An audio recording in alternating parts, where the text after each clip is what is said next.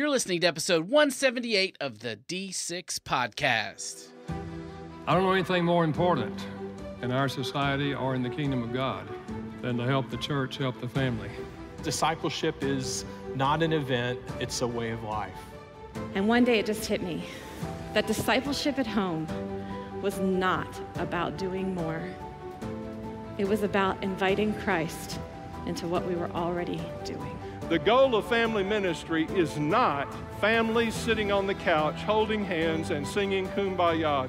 The ultimate goal is families that love God, love people, and make disciples of all peoples.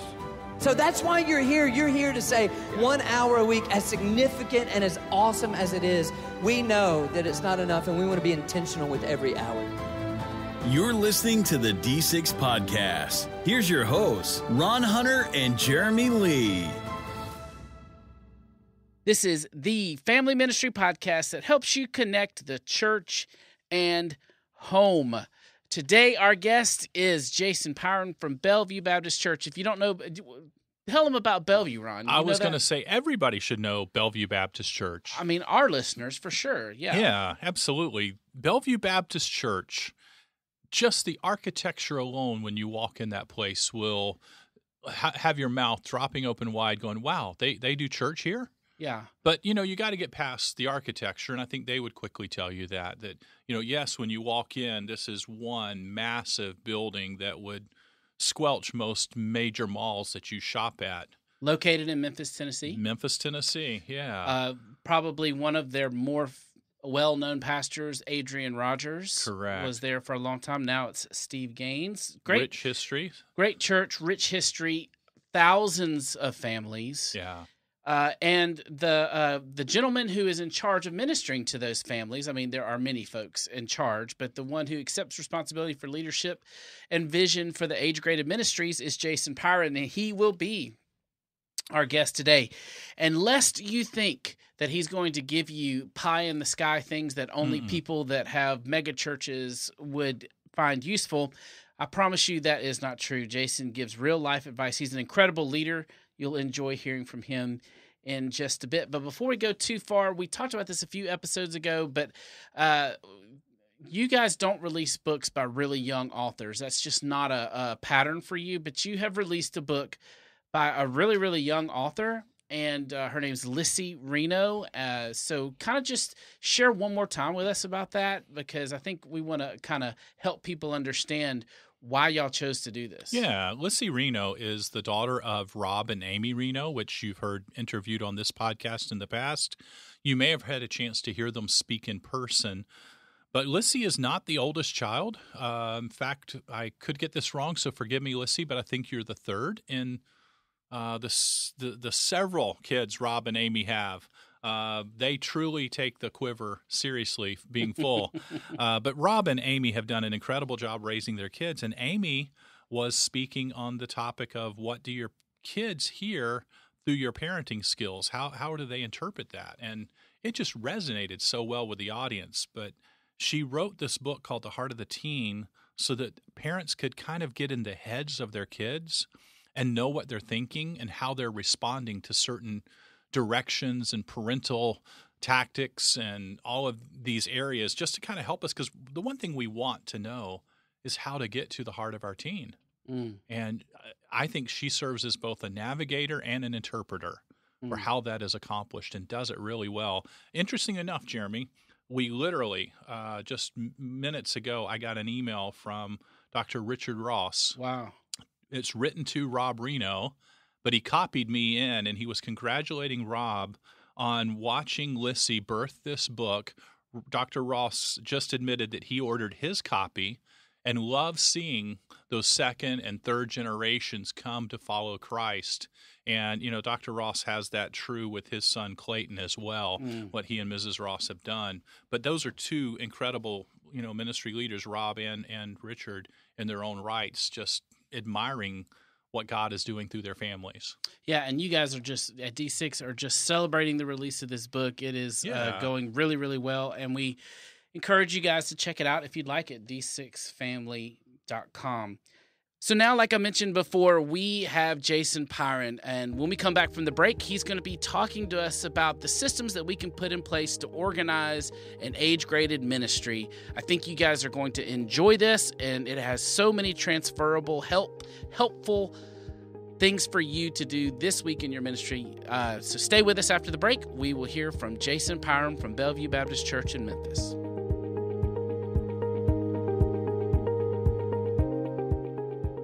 Hey everybody, this is Scott Todd, president of One Child. I am so looking forward to seeing you all at the upcoming D6 conference. It's going to be such a great time together. We're going to be talking about hope and the importance of hope in leadership and in your church. We're going to talk about 3 key things to hope building. Number 1 is the ability to see a better future, the ability to see the problem solved, a way forward through that trial, a way to overcome whatever that difficult situation might be. But hope is more than just a vision, because that can be a pipe dream, that can be wishful thinking, and hope is not the same as wishful thinking. Hope requires the ability to find a way, practical solutions, things you can do to get to that better future.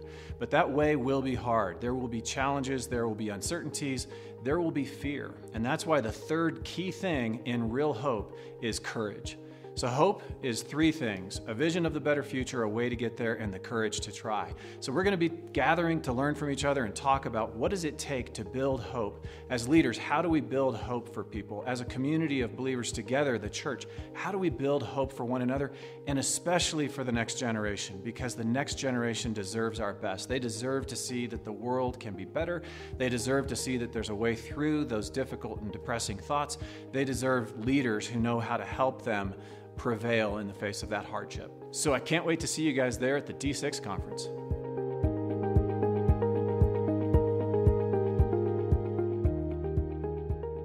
Many of you have heard of our next guest's church because it's a pretty well-known church across America and around the world. It's in Memphis, Tennessee.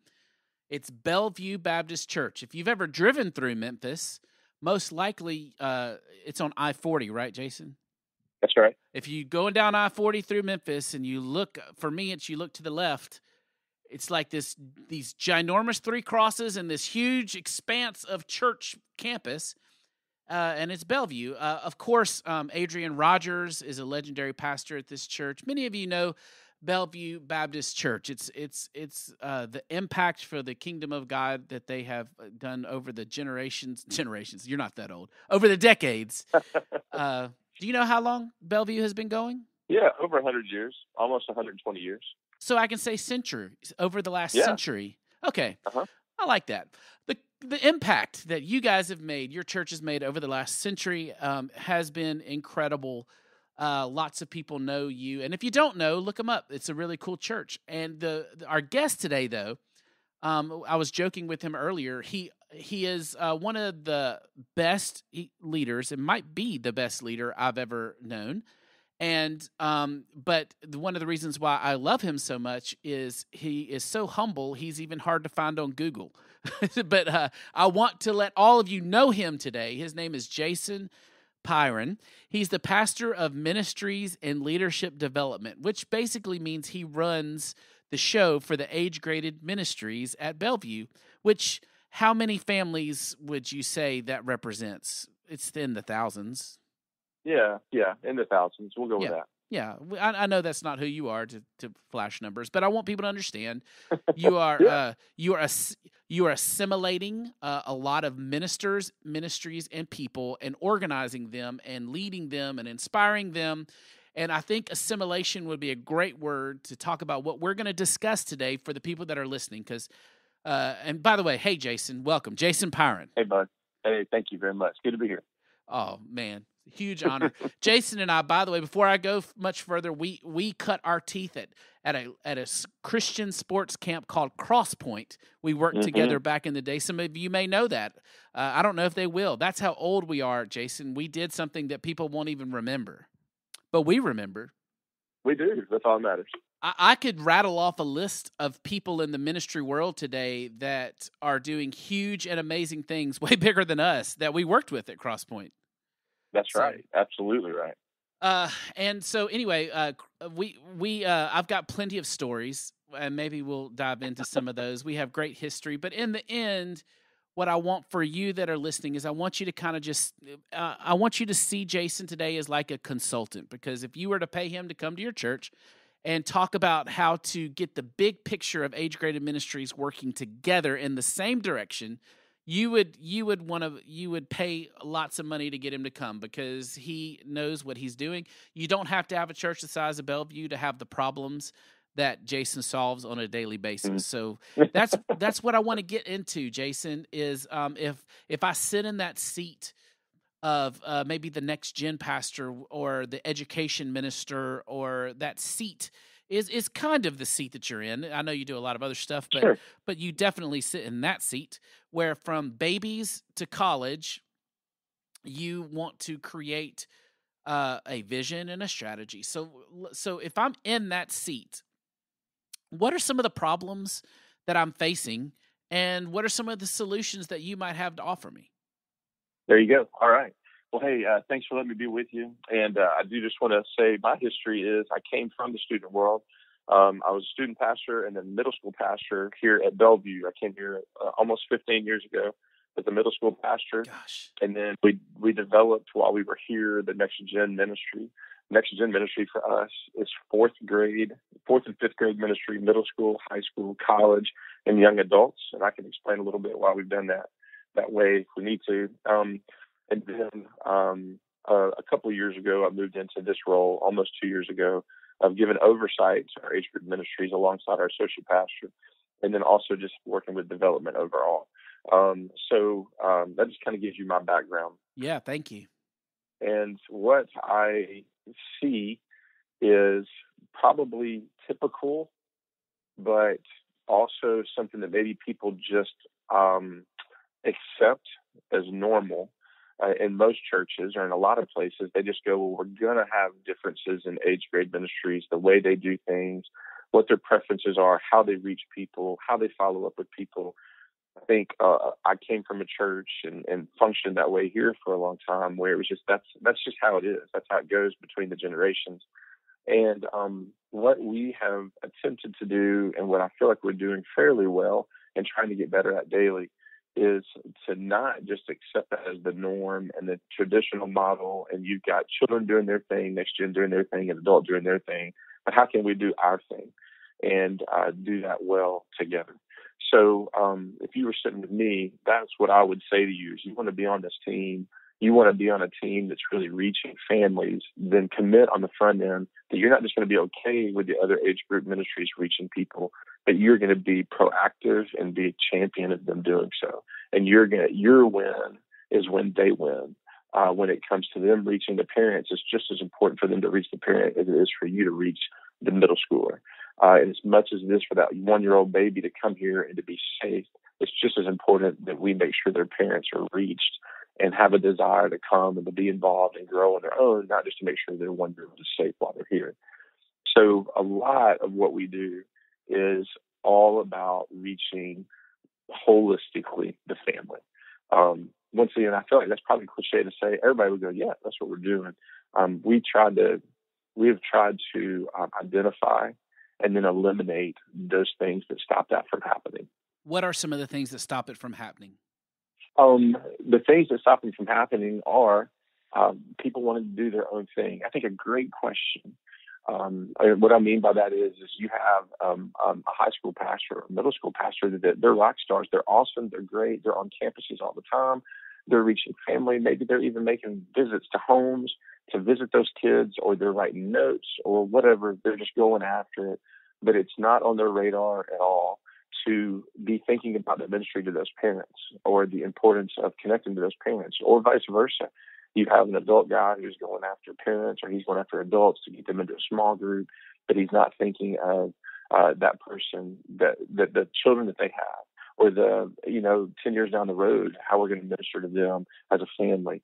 So I think what the blind spots are is that they're really just doing their thing. And they're thinking their thing is the best. Once again, we've heard silos all of our ministry life and what it means to be, just a ministry silo.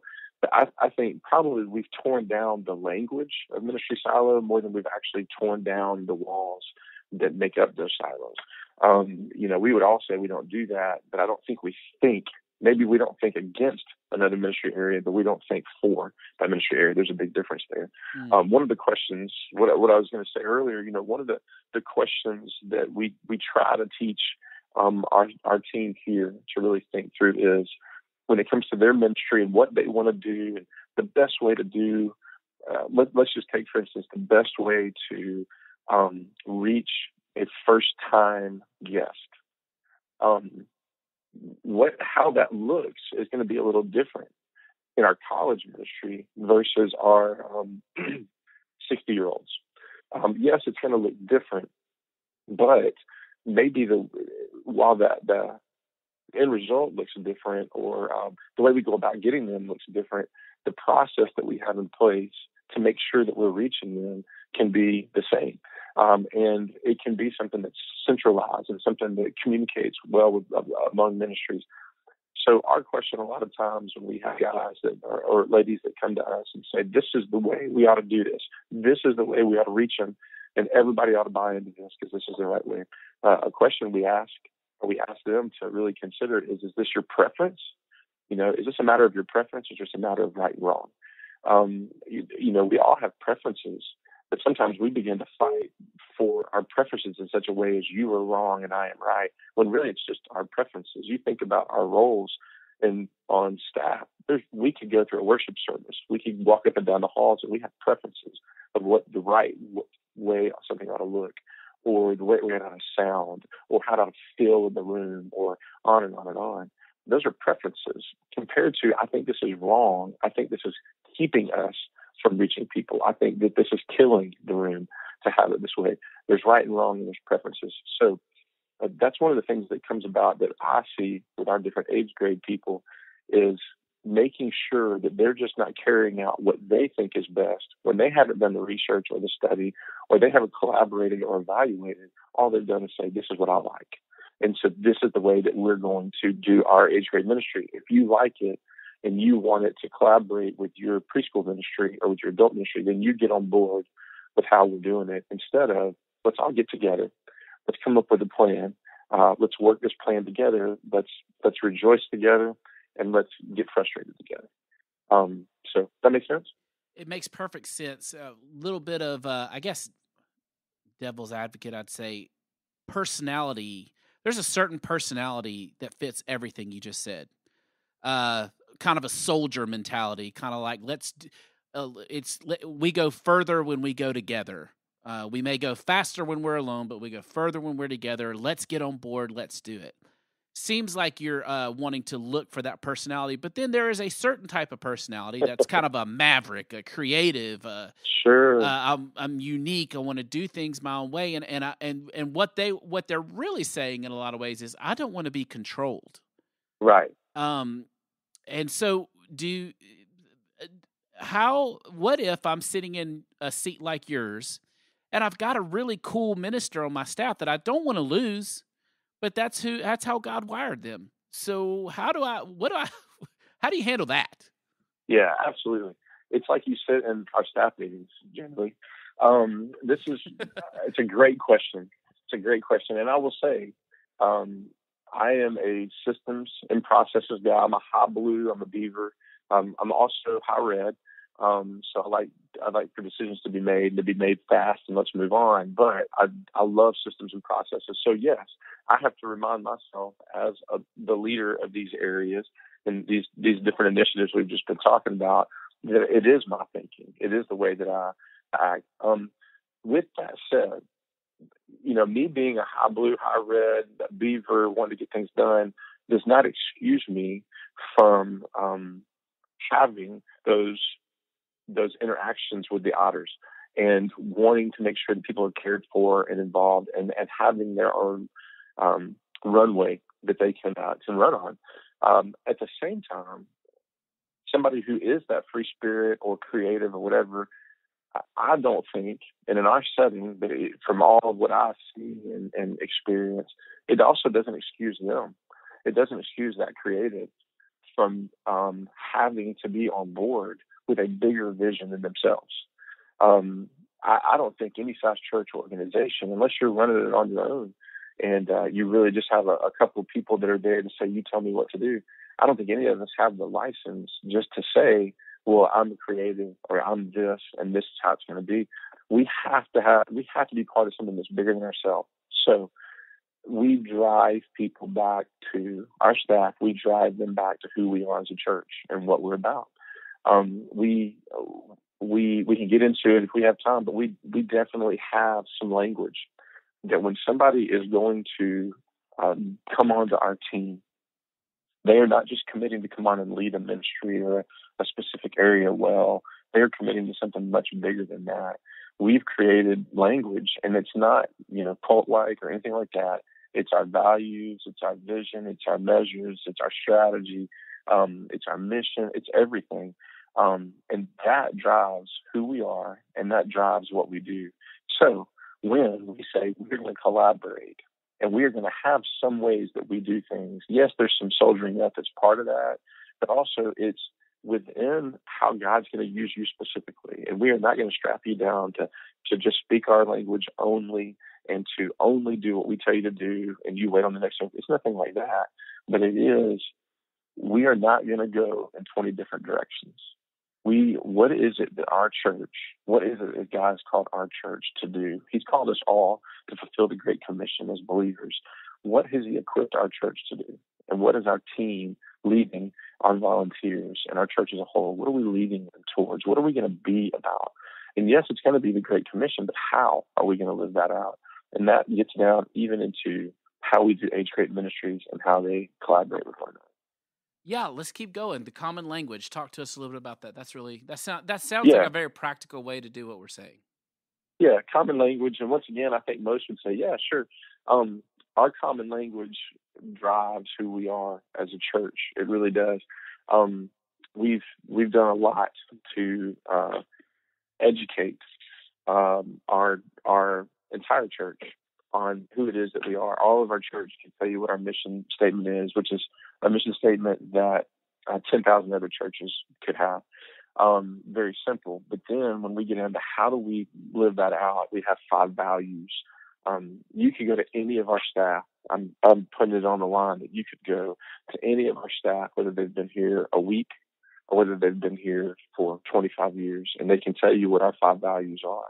And those values drive the decisions that we make. Our values drive where we put our effort and energy. And for us, that's intimacy with Jesus, biblical truth, ministry, excellence, intentional hospitality, city renewal. Those are our 5 values.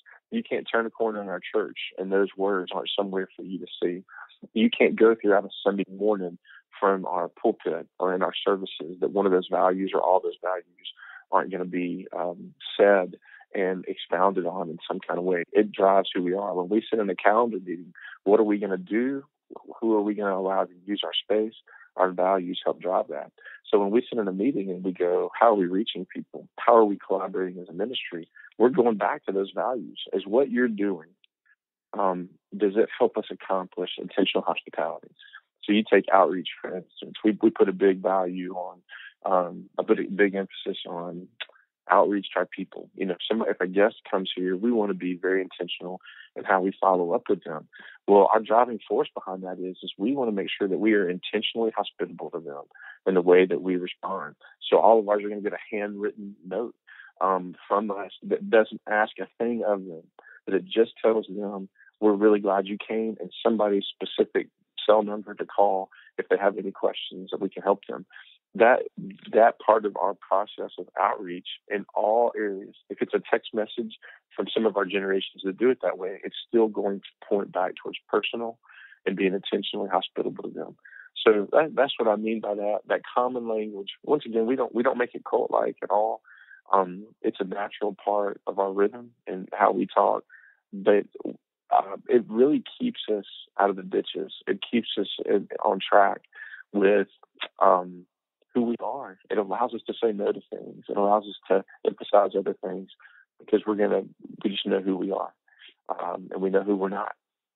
So yeah, that is worth the price of admission right there, because I think you have identified a core problem and given a real transferable solution. We have just a few more minutes left, and what I'd like to do in those minutes is also help give them a window into another major part of what you do at Bellevue that I think is incredibly unique and you are particularly in charge of. Mm-hmm. And that is your internship program. Yeah. You even use the phrase you seed your staff from this program. You guys have created. I know you're cheating a little bit because you're next to Union University, so you have a nice inflow of young people. But give people an idea of how you use an intern program to probably train and develop in that common language, and therefore you're able to really train up your own ministry staff. Absolutely. I'll give you a snippet of it for sure, because it is something to talk a lot more about. But our intern program, probably like many churches, we had interns here at Bellevue for years and years. I grew up having interns as I came through ministry. And about 6 years ago, I was asked the question, what's one thing that you're currently not doing that if you could, you would like to give more time to? And I said, I'd love to develop an intentional intern program. And about 6 months later, I was the I had just come into the role of next gen pastor, I think. And probably 6 months later, they said, all right, go ahead, dream. And it just became a great thing. So what we did is really figured out, why do we want them? Like many churches, our interns were grunts. They were cart pushers and Sam's runners, which is great. We need that because not all of the ministers want to go be cart pushers and Sam's runners themselves. So that was really where we turned our attention towards. Our desire is to raise up and send out prepared ministry leaders. That's our mission behind it. And what we know is that we get to be part of the story of many college and seminary age students that spend some time here and then go out and serve at other churches.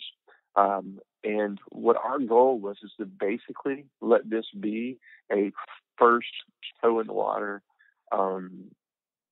full-time kind of feeling job. And so that when they went to that real first full-time ministry job, they almost already had the experience of being at that first place, and it gave them a head start. We wanted to give them a head start in leadership, a head start in ministry, a head start in working with people older than them, younger than them, working with people alongside them, working with the senior pastor, all that kind of stuff. And so we developed what we call a leadership track. We wanted to elevate the idea of an intern within our church. So we actually renamed them. They're called ministerial assistants. And we did that not just because it sounds a little bit better. We did it because we wanted the supervisors to understand that these students are not just here to be your grunts, but they are here, they're ministers in training. So they have pastoral duties and ministerial duties as part of their job descriptions, where they're not preaching every Sunday morning like that, but they have teaching opportunities. They're making hospital visits with their supervisors. I could list 25 things that they do. So we elevated them. We elevated the position, what it sounded like, and then we turned around and knew that what would happen is not only will we send out some prepared ministry leaders, but we felt like it would be a good, opening spot for some of our directors to come into that came out of that MA spot. And so that's what happened. We've seen, if you take the last 10, last time I did the numbers, the last 10 full-time staff that we hired, 7 of them came from our MA program. Wow. So it's been a really cool thing. I can tell you a lot more about it, but it's been a really cool part of what we do. They've come from that program, and they're able to just hit the ground running because they've in essence been through the training. That's right. They've been through the training. They know our culture. So if they're staying here, it's a huge head start because they already know our culture. They're already known by some of our people. They know who we are. Once again, I go back to who we are as a church, our values, our strategy for reaching people, our measures. How do we measure if we're successful? They know all of that. So it's a huge part for us. So a lot of them go from that MA to that director role, and then from that director role to that next level, whatever that is. And of course, it's not climbing the ladder, but it's leadership. So yeah, and they go through for a year. They're here for a year. They're here for a summer, a year, or it's open-ended. And but over the course of a year, they're going to meet once a month with myself, some of my team, and some of our other pastors. They're hearing things about how to preach a funeral, how to do baptisms, how to make a hospital visit, how to develop a budget, how to plan a camp, how to deal with conflict. There's about 20 different categories, and how to build a mission strategy at a church that you go to. And they get all of that, and they take it with them when they leave here. So it's a pretty cool deal. So if you're listening to this and you, there's a lot of you that are either sitting in a seat on a ministry team like Jason is at Bellevue, or you aspire to sit in a seat like that, and he is definitely someone you will want to connect with.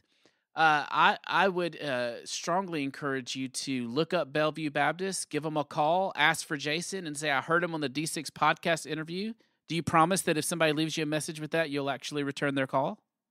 I will. I'd rather have an email, too. So I'm happy for them to email if they'd rather do that. Okay. Are you going to give the email address? Yeah, I will. It's the letter J, and then my last name, Pyron, Pyron, at bellevue.org. Perfect. Jason, or as I know you, JP. That's right. Yeah, buddy. You know me. I appreciate you being here. Thank you being with us. All right. Thank you so much.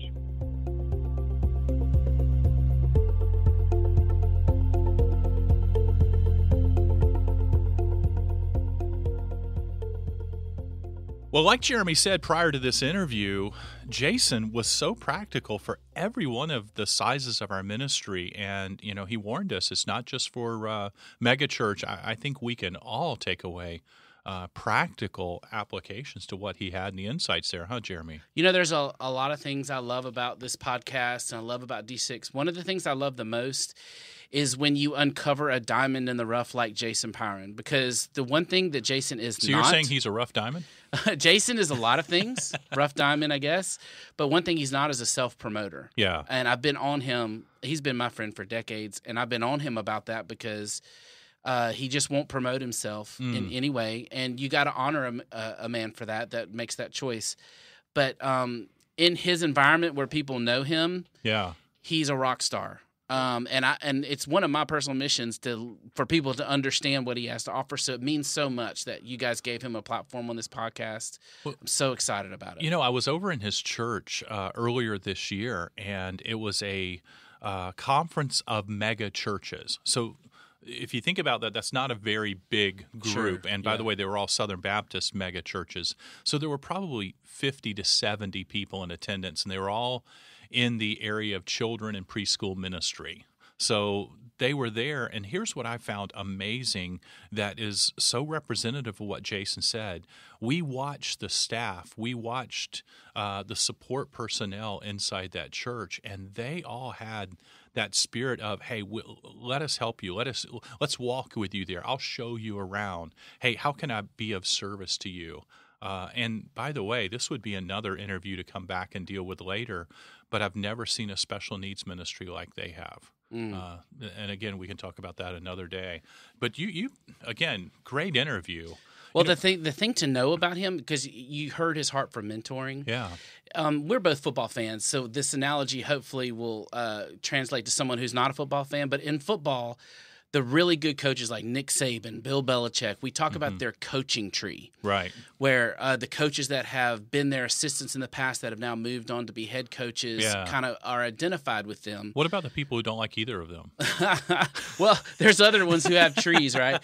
But Jason Pyron has a ministry tree, a minister tree. I can rattle off probably 10 to 12 names of guys who are in significant ministry positions all around the nation that were trained by Jason. Yeah. And that is a mark. Yeah. And I'll say this to you, if you're a minister saying to yourself, I want to leave a legacy, I want to leave an impact, how can I do that? One of the ways to do it is build a ministry tree. Yeah. Build people underneath you that, and then set them up for success as they move forward. That's right. Jason's the king of that. And don't feel resentful when God does move people forward, which that's another topic. Oh, yeah. There's been times when I was in my ministry much younger, I was always bothered when God would pull key talented leaders out away to go to other organizations. And you're right. You can look back and say, okay, here's what God has done with the people. But at the time, it kind of pains you going, okay, now I got to start over. I got to find find somebody different. But Yeah. that's that ministry tree. And like I said, he was when I cut my teeth on ministry at a sports camp, he was Yeah. my director. So I'm in his ministry tree. Just a great guy. Thank you, Jason, for being with us. And then next week we have something fun, right? Because you asked me a question. What did you ask me? I asked you, I said, you do a lot of interviews. What's some of your favorite interviews? And maybe what is your favorite? You can think in favorites. I can't. I think in groups rather than singles. Yeah, but, it doesn't matter. Nobody, I can offend people all day That's long. right. Yeah. That's right. But here's the thing: I need to go and add it up, but we're pushing 200, if not over 200 interviews that I've done either for you or for other places of ministry leaders. I was thinking about that the other day. That's like a couple of master's degrees that I've been able to get. Just listening to that kind of expertise. What and a our benefit. Audience gets it too now because you're doing it. It's all available. Yeah. What I've gotten to enjoy is all available to you guys. Yes. If you'll just and let me mention this before I move on. Yeah. You guys have completely redone the podcast website, and I don't think we've talked about this, and it needs to be done. I guess we need to applaud Kaysen. I'm assuming he's the one on your team. Absolutely. Great job, Kaysen, because that was a lot of work. But you've gone back and created a page for every episode, put a video highlight for every episode so you can actually see the face of who we're talking to. And then you've got the session right there with a little summary of it. So it's so much easier to find all of our past episodes. That's right. So I want to just encourage people, d6family.com/podcast. Go back and look through. It's so much more available, and I think that's going to benefit you guys in a bunch of ways too. It actually already has. I've heard from people who have gone back and binge listened. They've literally just gobbled up so much content because of what you're saying. And I've heard people say, hey, I'm a new listener. I've only been listening 3 months, but I've gone back and caught literally the very first one, all caught it currently to the present time. Yeah. And I've heard that numerous times. So obviously, I've got so many, but I have been reflecting on this. There's so many amazing interviews, so many moments. The one we just recently did with Rick Burgess, where he talked about the loss of his child. Yeah. All of the skits, interviews where they just throw me off in a beautiful way. I can remember. We can walk down memory lane, but for me, one of the ones that just has stuck in my mind is Shanti Feldheim. Did I do that right? Yes. I always have to work hard on that last name. Yes. But Shanti, I've heard of her books, and they're very well known. But I had never really spent time with her, and she just blew me away. And I think one of the reasons I liked her interview is because she spoke so uniquely to what we hear from other folks. She even says in the interview, I remember she said, I'm not sitting here trying to pretend to be an expert on what you normally hear from family ministry experts. I actually want to try through research to help fill in the gaps, to fill in the things that people might not be talking about. And she does that so well. She goes into the mind of a child. We have great discussions on, and this is the thing that I want to bring out and the reason why we're talking about this is next week. We're going to bring it back. We're going to bring it out of the vault. You asked right. me what my favorite one was, and we are going to bring it back out for you guys to hear. So you can either look it up or just wait till next week. But either way, this is the tease that I'll give you. The things that she said was, I will never forget it.